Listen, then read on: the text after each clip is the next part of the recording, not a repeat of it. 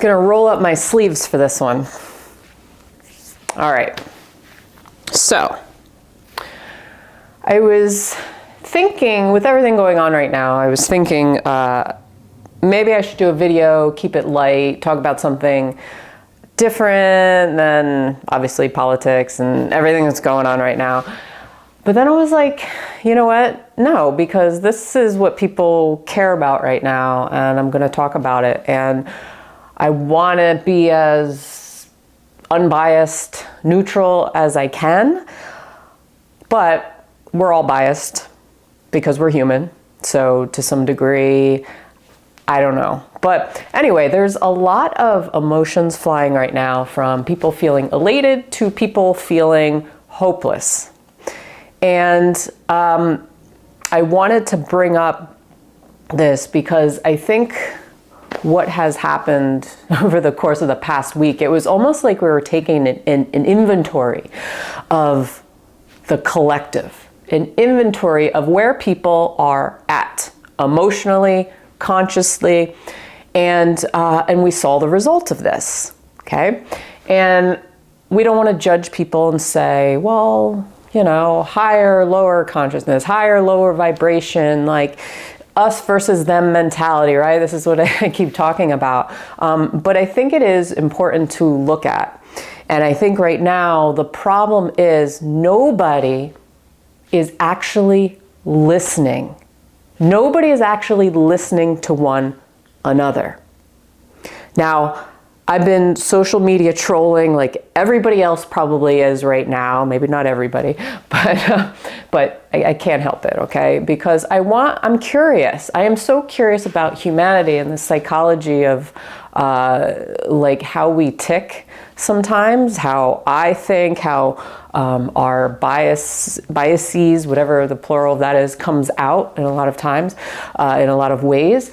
And I see so much, obviously, projection, okay? And I'm gonna, you know, include myself in that category. Even if I'm not projecting outwardly, you're still projecting kind of in your brain where you're thinking certain things, because you have to understand, not everybody shares the same values. Not everybody thinks the same core issues are of the same importance. Not everybody has the same information. So when it comes to, like, over the course of the past week, there's a lot of reasons maybe why somebody chose the path that they chose or voted a certain way. And we don't necessarily know all of the answers, but I do think it is a good inventory of where we are at on a conscious level, emotional level, and how different, vastly different people are in their, I guess you could say, life path. And we judge each other for that, right? We start projecting, because it's like, okay, you, your values don't align with mine, or you don't believe in what I believe. And really it's a lot of ancestral trauma. We all have trauma, right? And we all have stuff, and we all have biases, whatever, like I said, that play a part in what's important to us. For some people, for example, they just want to feed their family. So they're focused on, say, economy and having money in their wallet. Very basic survival things, okay? And that's okay. And other people are focused on elevating consciousness. But what I'm seeing is that there's a lot of shadows coming out, and a lot of times it can be disguised as love.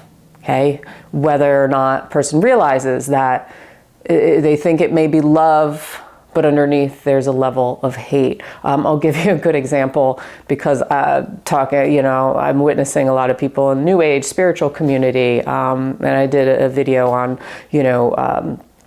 influencers and kind of cult language they may use and buzzwords and stuff like this, which can be dangerous to humanity.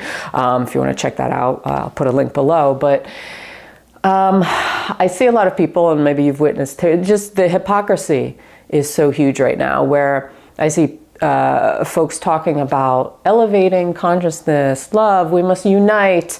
But as soon as things don't go their way, they're bashing on, say, somebody who's transgender or of the other realm, right?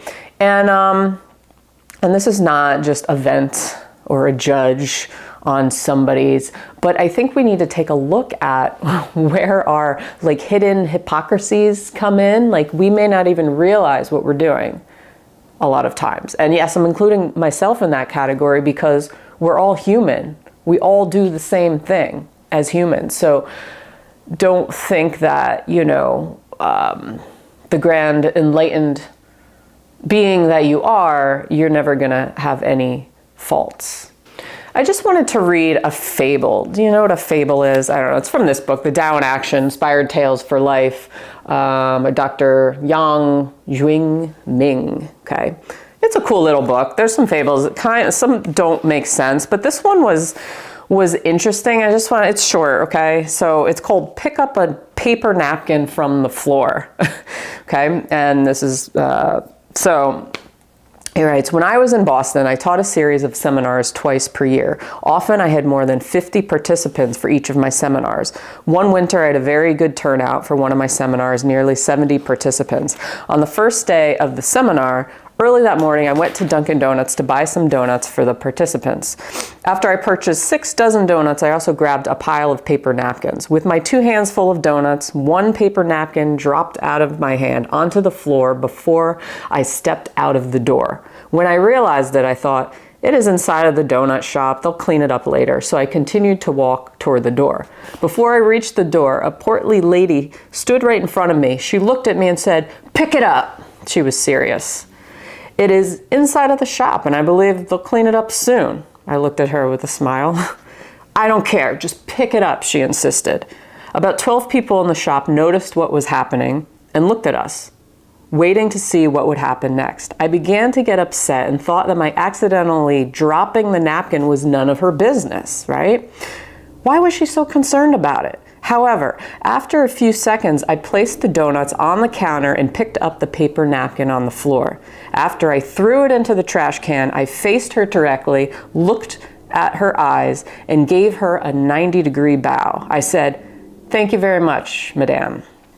What I did shocked everyone in the shop since they were expecting a fight. I simply picked up the donuts and paper napkins and stepped out of the door. After I stepped out of the door, I smiled inside my heart. I said to myself, this time I conquered myself. So, it's just I don't know. Interpret it how you will. But what I take away from that is, you know, we're spending so much time fighting with each other, but we're not listening to each other. We're not trying to understand each other. Some of us are not willing to understand. We're just talking louder and louder and louder. And it's this idea of our pride. Just we have so much pride that we never want to be wrong, admit defeat. And I think that's something that is really a reflection of the collective right now. How we have kind of our egos and our shadows just dancing with one another. Dancing. Okay, and shouting and screaming, whatever it is. So we can either, you know, because there's patterns, there's cycles, there's patterns, there's constant pendulum swings, okay? In reality right now, in energy fields, whatever you want to call it, you could say it's a constant opening and closing effect, or like the spiral opens, then it closes again. This is the nature of life. But we always have fluctuations, and the pendulum swings to this side, then to this side. And right now, maybe we're way over here, right?